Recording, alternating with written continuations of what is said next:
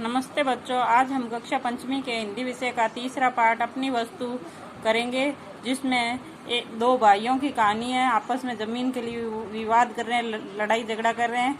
इसमें एक महात्मा जी आते हैं और उनका समाधान करते हैं। और इसके हम पहले शब्दार्थ करेंगे, फिर कहानी को पढ़ेंगे।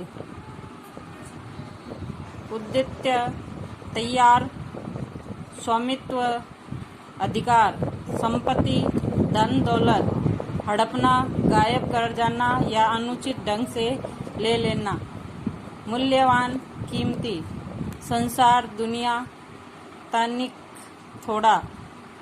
और इस उच्चारण है तत्काल, बिल्कुल, उद्यत, दलित, ले, तत्पश्चात, बंटवारा। इसे ये कठिन शब्द हैं और इनको करना है। अब हम कहानी पढ़ेंगे।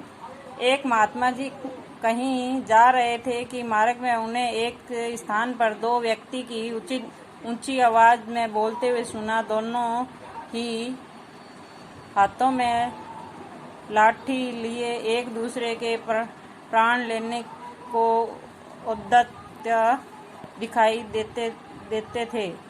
एक कहता था कि यह भूमि मेरी है और मैं इसका स्वामी हूँ, जबकि दूसरा उसी भूमि को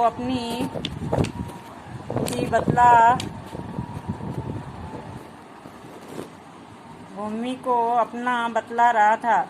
उसी भूमि पर अपना स्वामित्व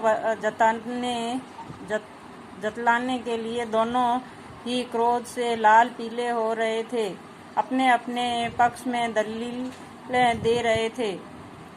संत महात्मा तो स्वभाव से ही दयालु एवं परोपकारी होते हैं, सदैव सबका भला ही चाहते हैं। उन्होंने मन ही मन विचार किया कि ये दोनों लड़ाई झगड़ा करके व्यर्थ में ही अपना प्राण गंवाने पर तुल्य हुए हैं।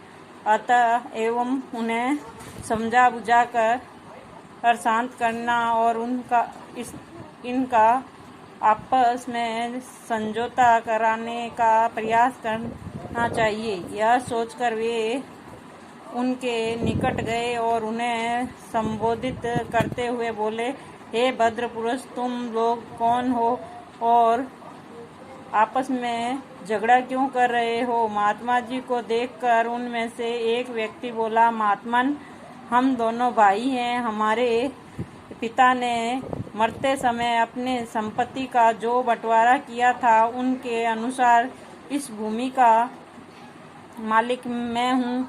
फिर भी यह व्यर्थ में ही झगड़ा कर रहा है। दूसरा व्यक्ति तत्काल चिल्ला उठा, महाराज, यह बिल्कुल झूठ बोल रहा है। यह भूमि इसके भाग में नहीं है, बल्कि मेरे भाग में आती है, इसलिए इसका असली मालिक मैं हूँ। यह झूठ मूठ ही इसे अपनी बतलाकर और मुझे डरा धमका कर इसे हड़पना चाहता है।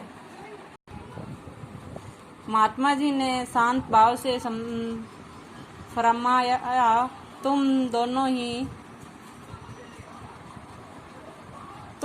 ही इस भूमि के अपना कहते हो और अपने अपने पक्ष में दलीलें देते हो। ऐसा तो इसका निर्णय कभी नहीं होगा। इसलिए अच्छा यही रहेगा कि जिस भूमि के लिए तुम दोनों मरने पर उतारू हो, उसी से ही यह बात पूछ लो कि उसका असली मालिक तुम दोनों में से कौन है। वह स्वयं ही इस बात का निर्णय कर देगी। कुछ पल तक दोनों महात्मा जी को मुंह की ओर ताकते रहे, फिर बोले, किंतु यह कैसे संभव है? भूमि भी कभी बोलती है। महात्मा जी ने उत्तर दिया, वह अवश्य बोलती है, परंतु उसकी आवाज़ तुम लोग नहीं सुन सकते। सुन सकते हो हैं, किंतु यह बताओ कि भूमि जो भी निर्णय देगी क्या वह तुम्हें दोनों को मान्य होगा। दोनों भाई इस बात पर राजी हो गए और तब महात्मा जी ने बोला, मुझे बहुत जोर की भूख लगी रही है, पहले मुझे भोजन करवाओ। वे बोले, भूमि का निर्णय हो जाए फिर आपको डट कर खाना खिलाएंगे। आगे हम कल पढ़ेंगे, आज हम यहीं तक करेंगे।